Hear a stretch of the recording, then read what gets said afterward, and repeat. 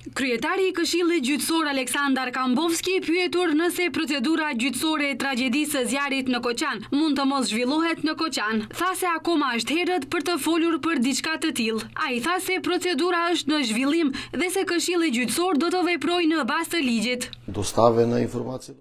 Sa i përket asaj nëse gjykimi nuk mund të mbahet aty, mendoj se është shumë herët për të folur për këtë. Çdo gjë do të jetë në kohën e vet. Këshilli Gjyqësor është në procedurë. Nuk duhet që Këshilli Gjyqësor të vendosë për vend zhvillimin e procedurës. Ne do të veprojmë në përputhje me ligjin.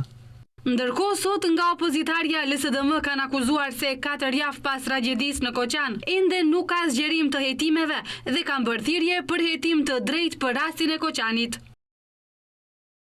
Pas 4 javësh hetime ende nuk ka përgjigje se kush është përgjegjës për tragjedin, edhe pse u njoftua, deri më sot nuk është bërë asnjë hap i vetëm drejt zgjerimit të hetimeve, as për lëshimet që shënuan natën fatale, as për ato që i paraprin.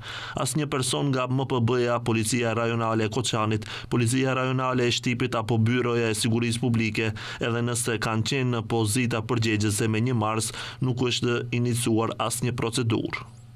Ndërkaq, kryetari i gjykatës themelore të Koçanit Spiro Borisov tha se procedura hetimore është në vazhdim e sipër dhe se po ndërmerren veprime pas ankesave të gjykatësve të procedurës paraprake lidhur me zjarrin në diskotekën në Koçan.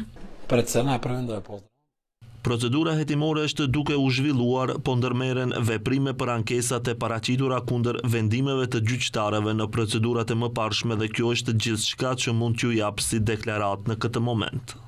Në zjarrin që ndodhi më 16 mars në diskotekën Puls në Koçan, jetën e humbën 61 persona. Nga zjarri mbetën të lënduar rreth 200 persona, të cilët u trajtuan brenda dhe jashtë vendit.